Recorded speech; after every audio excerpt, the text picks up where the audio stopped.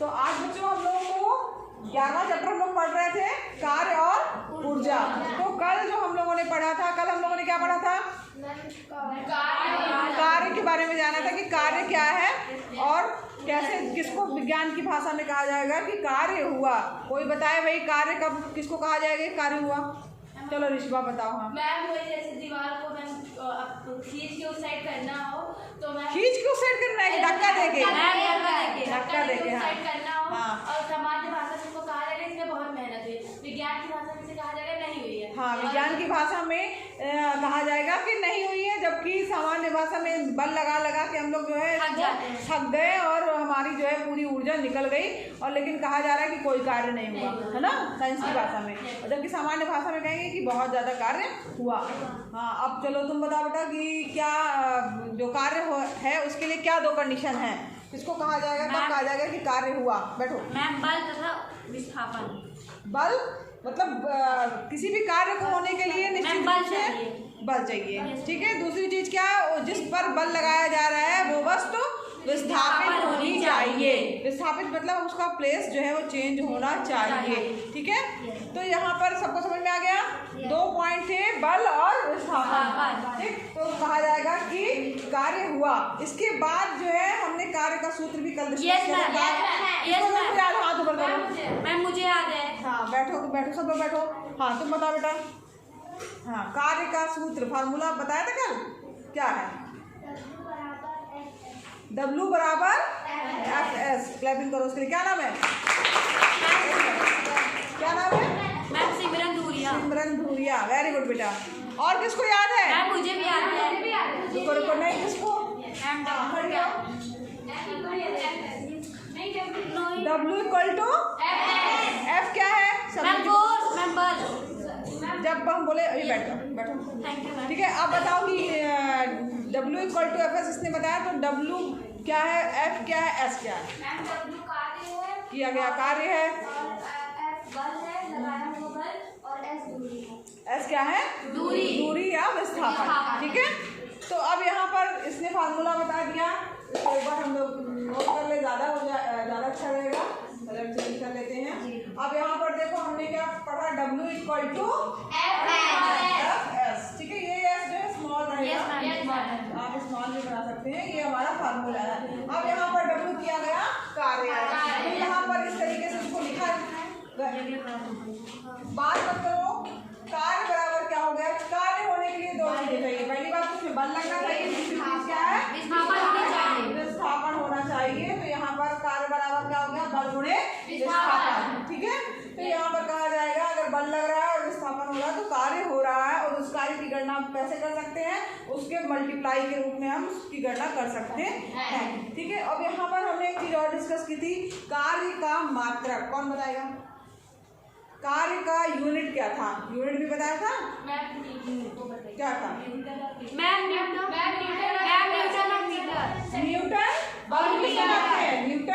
और विस्थापन को मीटर, ठीक है। न्यूटन और मीटर, बस न्यूटन मीटर जो है वो क्या हो गया? आपका कार्य का मात्रक हो गया। अब यहाँ पर इसको एक नाम जो है वैज्ञानिक जो थे जूल, उनके आधार पर इसको क्या हो गया?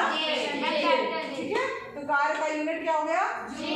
जे यानी जूल, ठीक है। न्यूटन मीटर भी बोला जाता है या तो फिर जूल कहा जाएगा, ठीक है। बैठ जाओ सब लोग। कार्य सबने समझ लिया। आज पढ़ना है और उसके संबंधित जो है कुछ हम लोगों ने न्यूमेरिकल्स किए थे, वो आप लोगों ने लगाए होंगे, समझ में भी आ गया था। आज बात करेंगे ऊर्जा की, ठीक है। अब यहाँ देखो, हम कोई भी काम कर रहे हैं तो जो है उसके लिए क्या चाहिए है? तभी काम कर पाएंगे ना। इसका मतलब हुआ ऊर्जा के बिना जीवन क्या है? है ना। ऊर्जा अगर नहीं है तो हमारे पास ताकत ही नहीं है, हम कुछ कर भी नहीं सकते हैं, यानी जो जीवन है हमारा असंभव है। और मैम, ऊर्जा भोजन से प्राप्त की जाती है। और ऊर्जा किससे प्राप्त की जाती है?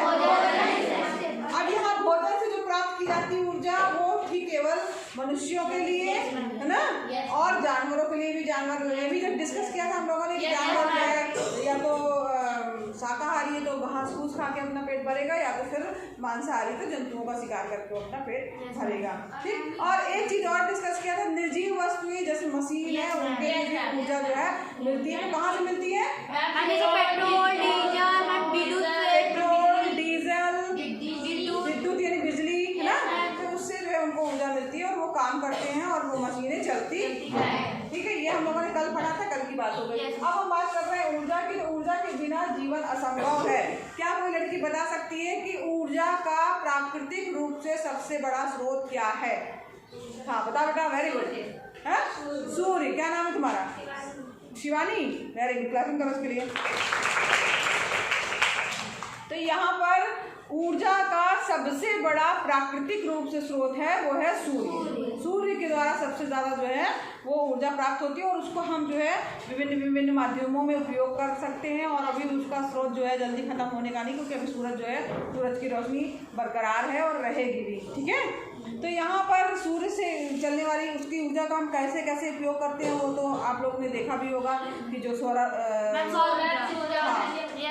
ठीक है, तो सोलर लाइटें वगैरह जो लगी हैं, पैनल जो लगते हैं, बिजली पंखा सब उससे हम चला सकते हैं, मोटर चला सकते हैं, मतलब उसको ऊर्जा को जो संचित करके हम कई उपयोग कर सकते हैं। यहाँ पर देखो, अब यहाँ है कि सूर्य हमारे लिए ऊर्जा का सबसे बड़ा प्राकृतिक स्रोत है। डा ठीक है, इसके अलावा भी और भी स्रोत हैं जिससे हमें ऊर्जा प्राप्त होती है। कौन से स्रोत है वो? जैसे परमाणु का नाभिक, ठीक है, उसमें से भी ऊर्जा निकलती है। पृथ्वी के जो आंतरिक भाग है उसमें से भी ऊर्जा निकलती है। ज्वार-भाटा अगर होता है तब भी ऊर्जा जो है वो प्राप्त होती है और ऊर्जा जो है हम उसका उपयोग हम कर सकते हैं। तो ऊर्जा शब्द का प्रयोग हम दैनिक जीवन में जनरली करते ही रहते हैं। और अगर साइंस में कहा जाए कि ऊर्जा जो है वो क्या है, तो इसके लिए देखो कुछ एग्जाम्पल अगर हम देखें तब आपको ज़्यादा समझ में आएगा। जैसे मान लीजिए कोई तीव्र गेंद है, ठीक है, अब गेंद आती है और विकेट से टकराती है, तो विकेट जो है वो स्टैम्प जो है वो क्या होता है, उखड़ करके गिर जाते हैं, दूर गिर जाते हैं। तो इस प्रकार से हम कह सकते हैं। इसके अलावा देखो किसी वस्तु को निश्चित ऊंचाई तक उठाते हैं तब उसमें कार्य करने की क्षमता जो है वो समाहित हो जाती है। आपने अवश्य ही देखा होगा कि ऊंचाई पर अगर हम कोई चीज़ उठाते हैं, दो तीन चीज़ें जो हम एग्जाम्पल देख रहे हैं उसमें हम देखेंगे कैसे ऊर्जा जो है ट्रांसफर होती है। तो यहाँ पर देखो, अगर हम कोई चीज़ ऊंचाई पर उठाते हैं तो उसकी ऊर्जा बढ़ जाती है। ठीक है, जैसे कि अगर हमने हथौड़ा उठाया उसको कील पे मारने के लिए हम वहीं तेजी से मारेंगे तो बढ़ेगी क्या, है ना। जब तेजी से उठा के ऐसे करके मारेंगे तो वो उसके लिए हम लोग हाथ पीछे ले जाते हैं ना, ऊंचाई तक उठाते हैं, इसके या यहाँ तक भी उठाएं वालों तो ना उठे, लेकिन उठा के यहाँ से ऐसे मारते हैं ना, तो क्या होगी कील जो है वो अंदर जो है वो लकड़ी के अंदर चली जाएगी। तो यानी कि जो है हमारी ऊर्जा जो है वो क्या हुई, हाँ ट्रांसफर हो गई। इसी तरीके से जब हमने तेज गेंद फेंकी ना, जब विकेट उड़ा तो हमने तेज गेंद जो है फेंकी और वो तेज गेंद जो है उसकी ऊर्जा ट्रांसफर हुई, जिसके कारण उसमें इतनी ऊर्जा आ गई, हमारे हाथ से गेंद में गई ऊर्जा और गेंद से जाकर के जो है वो जब वो विकेट से टकराई तो विकेट गिर गए, निकल गए, है ना। क्यों लोग अच्छे से वो उसमें गड़े रहते हैं। अब इसके बाद जो है आपने देखा होगा कि खिलौना बच्चों का होता है खेलने वाला, जिसमें बच्चे चाबी मारते हैं। खेला भी है? अच्छा, क्या क्या खेला उसमें? हाँ, बंदर आता है, डब्लू मैसेज से बजाना रहता है, और कार आती है, चलती है, हाँ गाना गाने लगती है, डांसिंग डॉग है, घूमने भी लगती है। और कौन कौन से आती है? ट्रेन, ट्रक, बस, कार, चिड़िया भी लगती है ना। तो बहुत सारे खिलौने आपने देखे होंगे, खेले भी होंगे। तो इन सब में होता क्या है, हम उसका कान पकड़ के मुड़ेड़ के मतलब उसे चाबी भर देते हैं ना, और जब भर देते हैं तो उसमें ट्रांसफर हो गई ऊर्जा। अब ऊर्जा जब ट्रांसफर हो गई तब वो जो है अपने आप जो है वो ऊर्जा जो है निकलती है, तब जब वो खिलौना जो है वो आगे की ओर बढ़ता है या गति करता है या चलता है। ठीक है, तो इस तरीके से ऊर्जा जो है वो ट्रांसफर हो जाती है। अब यहाँ पर फर्श पर जब हम रखते हैं उसको तो गति करने लगता है। अगर मान लीजिए कोई भी गुब्बारा है, उसमें हमने हवा भरी हुई है, उसके बाद उसको हम हाथ से दबाते हैं, दबाएंगे तो क्या होगा, गुब्बारा थोड़ा पचकेगा, है ना। अब उसके बाद फिर अगर मान लीजिए उसमें और ज़्यादा हम दम लगा देंगे तो क्या होगा, उड़ जाएगा, है ना। तो यहाँ पर देखो, यहाँ पर यदि गुब्बारों को अधिक बल से दबाएंगे तो ये विस्फोट ध्वनि करते हुए फट भी सकता है। तो ये सब जो आप उदाहरण देख रहे हैं इसमें हो क्या रहा है, इसमें वस्तुएं जो है विभिन्न प्रकार से कार्य करने की क्षमता जो है वो अर्जित कर ले रही हैं, है ना। वो वास्तव में उनके पास इतनी क्षमता खुद नहीं है ना। अगर हम बोले बॉल रखी हुई है तो वो अगर वो बैट को गिरा दे तो ऐसा पॉसिबल नहीं है। दूसरा हमने क्या उदाहरण लिया था, बैट बॉल के बाद दूसरा हमने उदाहरण लिया था हाँ कील वाला। अगर हथौड़ा है, अगर हमारा हथौड़ा रखा हुआ तो उसको जो हम केवल खाली ऐसे उसके ऊपर रखे बिना बल लगाए बिना तेजी से ऐसे मारे ही तो कील जो है अगर मोटी कील है तो नहीं धसेगी, उसमें धसेगी। उसी तरीके से तो इसका मतलब हुआ कि विभिन्न प्रकार से जो कार्य करने की क्षमता जो है उन वस्तुओं में आ जा रही है, अर्जित कर ले रहे हैं। तो यानी किसी वस्तु में कार्य करने की क्षमता जो है वही क्या कहलाएगी, उसकी ऊर्जा कहलाएगी। अब यहाँ पर किसी वस्तु में कार्य करने की क्षमता है तो कहा जाता है कि इसमें ऊर्जा है। अगर वो कार्य कर ले रहा है तो कहते हैं कि भाई ये इसमें ऊर्जा है, ये काम कर ले रहा है, यही जनरली कहा जाता है ना। अब यहाँ पर दो चीजें हो रही हैं, ऊर्जा जो है वो ट्रांसफर हो रही है, तो ऊर्जा की हानि भी हो रही है जो वस्तु कार्य करती है। अब चाबी मान लो है, ठीक है, भर दिया हमने किसी में तो वो तभी तक चलेगी, उसमें धीरे धीरे ऊर्जा उसकी खत्म होती रहेगी। जब वो खिलौना आगे बढ़ते जाएगा तो खत्म होती रहेगी ना, और एक समय बाद वो खिलौना बंद हो जाता है, चलता ही रहता है, बंद होता है ना। तो इसका मतलब है उसमें जो है ऊर्जा की हानि धीरे धीरे होती है और जिस वस्तु पर कार्य किया जाता है उसमें ऊर्जा की वृद्धि होती है। जब हमने क्या कहते हैं उसको घुमाया तो उसमें चार्ज हो गया, उसके बाद जो है अगर मान लो वस्तु कार्य कर रही है तो धीरे धीरे उसमें ऊर्जा की हानि भी हो रही है।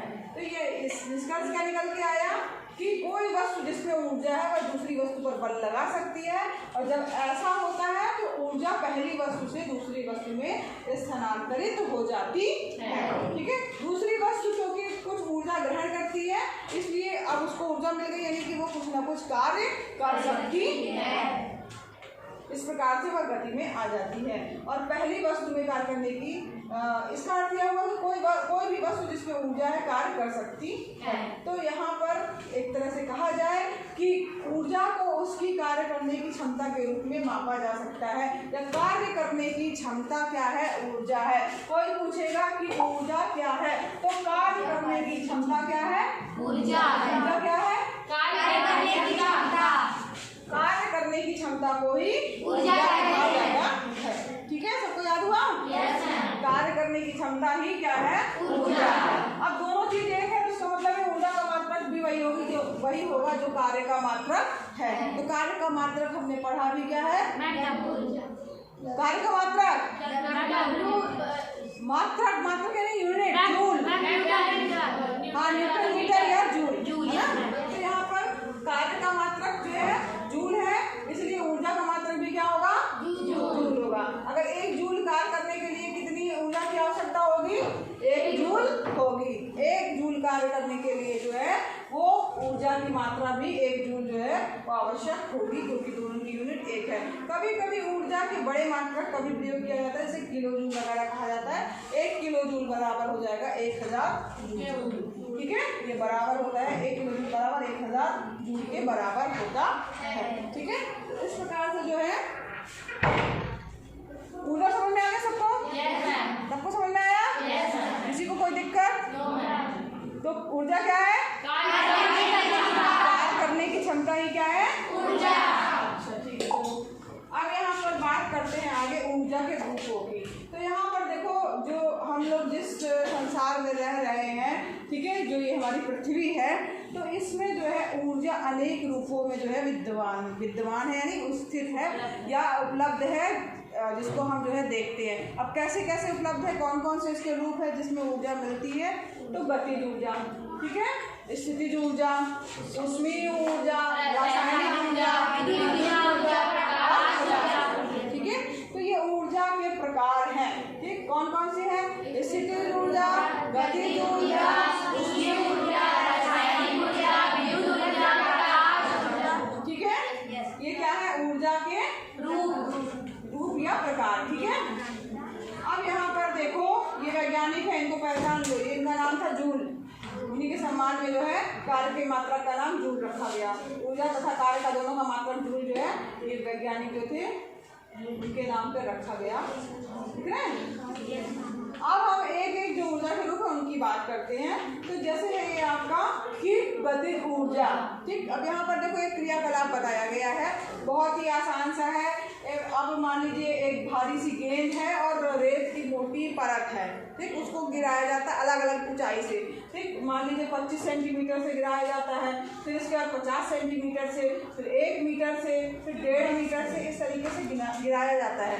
अब चूंकि अब गिराया जाएगा तो इसमें देखिए जो गड्ढा बनेगा जो गिरने के बाद वो ऊंचाई के अनुसार जो है अलग अलग होगा। सबसे गहरा गड्ढा किसमें बनेगा बताओ? जो सबसे ज़्यादा ऊंचा रहेगा। Very good. जो सबसे ज़्यादा ऊंचा कौन सा है?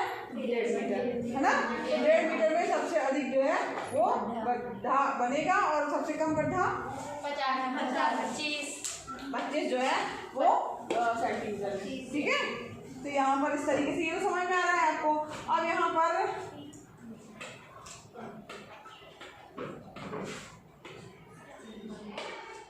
इसी चीज को समझाया गया है। तो यहाँ पर देखो एक चलती हुई वस्तु का कार्य कर सकती है। अगर मान लो कोई वस्तु चल रही है तो वो निश्चित रूप से कार्य जो है वो कर सकती है, और किसकी तुलना में? अगर कोई धीमी गति से चल रही है उसकी तुलना में अधिक कार्य कर सकती है ना। ये जो हमने गड्ढा वाला देखा तो एक तेज चाल से चल रही, जो ऊंचाई से गिराएंगे तेज गिरेगी, तो उससे कम। तो इस तरीके से अगर जो धीमी चाल से चल रही है उसकी तुलना में जो है वो अधिक तेजी से चलती हुई वस्तु जो है वो अधिक कार्य करेगी, ठीक है।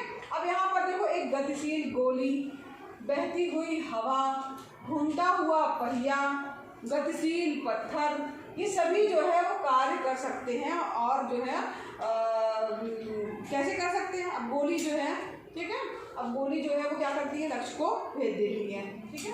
अब बहती हुई हवा जो है वो आपने देखा होगा कि वो कैसे जो है वो कार्य करती है। तो अगर देखा होगा पवन चक्कियों को, तो वो किससे चलती हैं? हवा से जो चलती हैं। तो यानी कि वो उसमें भी जो है ऊर्जा है, ठीक। ये सब क्या कर रहे हैं? गति कर रहे हैं। इन सब में क्या है? गति। गोली जो है, अगर मान लो गोली है और अनम मान लो है, ठीक है। अब हम गोली को लेके सोचे इसमें को अनम के इस तरफ से उस तरफ कर दे, हो पाएगी?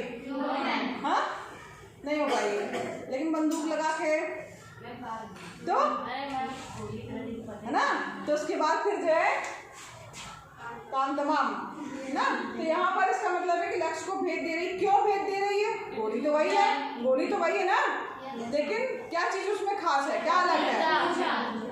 गति है, गति है ना। समझ में आ रहा ना? गति है, गति के कारण ही वो लक्ष्य को भेद पा रही है। इसी तरीके से हवा, आप यहाँ बैठे हो, यहाँ पे भी तो हवा है? यहाँ पंखा चल जाएगा क्या? तो स्थिर ही है। तो यहाँ जब खाली मैदान होता है, हवा तेज होती है, हवा में गति होती है, तब वो पवन चक्कियाँ चलती हैं। समझ में आ रहा है?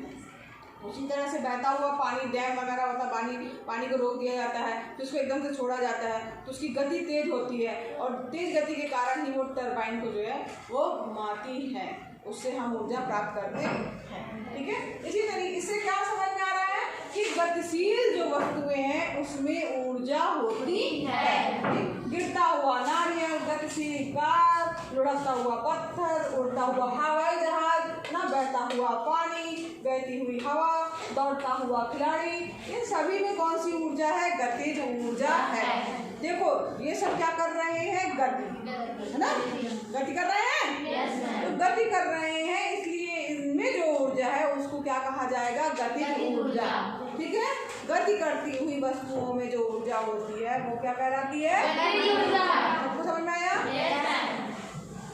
तो किसी गतिशील वस्तु में उसकी गति के कारण कितनी ऊर्जा निहित होती है? तो परिभाषा के अनुसार हम कह सकते हैं कि किसी निश्चित वेग से गतिशील वस्तु की गतिज ऊर्जा उस वस्तु पर इस वेग को प्राप्त करने के लिए किए गए कार्य के बराबर होती है, ठीक है। सबको समझ में आया?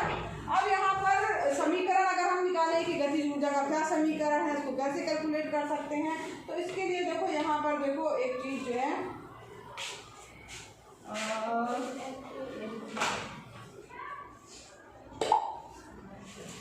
यहाँ पर अब देखिए हमने क्या पढ़ा है? न्यूटन के गति का तीसरा नियम। क्या नियम है? तीसरा नियम किसी को पता है?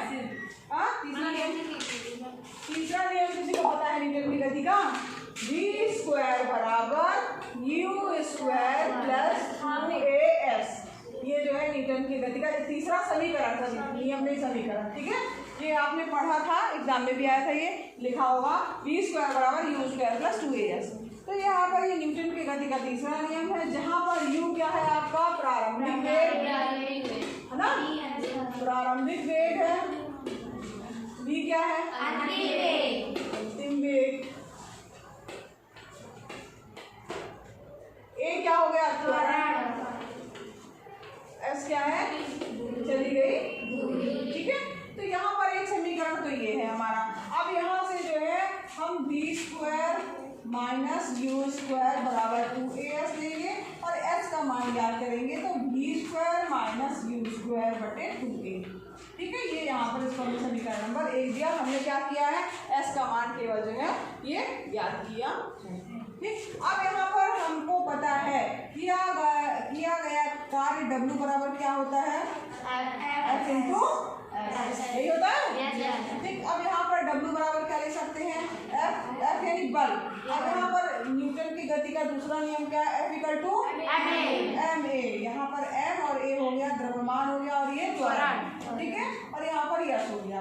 तो w इक्वल टू यहाँ पर s का मान समीकरण 1 से जब रखोगे तो ma यहाँ पर लिख देना, F इक्वल टू। अब यहाँ पर यश का मान यहाँ से रख दो तो क्या आ जाएगा, v² माइनस u² बटे 2a, यस नहीं 2a, यश का मान ही तो हम यहाँ रख रहे हैं, यहाँ यश की जगह पे हम क्या रख रहे हैं, जो हमारे पास में यश का मान समीकरण 1 में आया था। तो समीकरण 1 से मान रखने पर, समीकरण 1 से s का मान रखने पर, ठीक है, रखने पर हो गया। अब यहाँ पर w बराबर ये, अब यहाँ ध्यान दो कि a से a कैंसिल हो गया, क्या आ गया w बराबर m इंटू, यहाँ पर बटे में 2 बचा है, 1 बटे 2 कर लो, m into v² minus u²। अब यहाँ पर अगर कोई वस्तु जब गति में है तो उसकी प्रारंभिक स्थिति मान लो 0 है, स्थिर है, इसके बाद वो गति कर रही है, तो किया गया कार्य क्या हो जाएगा, ठीक, ½ mv²। क्यों, क्योंकि प्रारंभिक वेग जो है उसका क्या हो जाएगा, स्थिर है, या तो इसका मतलब हुआ प्रारंभिक वेग 0 है। कहीं झेलडुल नहीं लग रही तो इसका मतलब प्रारंभिक वेग क्या होगा, 0 होगा, समझ में आ रहा है। तब उसका प्रारंभिक वेग क्या हो जाएगा, 0 हो जाएगा। यहाँ पर u बराबर 0 अगर वो वस्तु क्या है, स्थिर है, ठीक है, स्थिर है, तो u बराबर 0, तो w बराबर ½ mv² आ गया। अब यही जो w है वो किया गया कार्य जो है वो काइनेटिक एनर्जी, जिसको गतिज ऊर्जा के बराबर होगा। एनर्जी है इसलिए हम उसको E से दिखा रहे हैं, ऊर्जा है, E मतलब एनर्जी, ठीक है, E मतलब एनर्जी। एनर्जी किस वाले में E आता है ना, ठीक। अब यहाँ पर गति हो रही है तो उसको काइनेटिक मतलब होता है गति, तो यहाँ पे K हो गया, E K यानी गतिज ऊर्जा को हमने E K से दिखा दिया, उसका फार्मूला क्या आ गया, ½ mv²।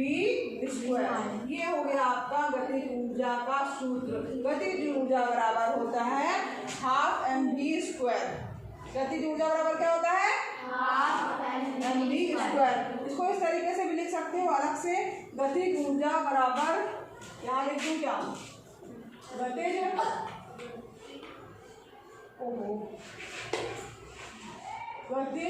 ऊर्जा बराबर ½ mv², ठीक। ये हो गया आपका ½ mv², ठीक है।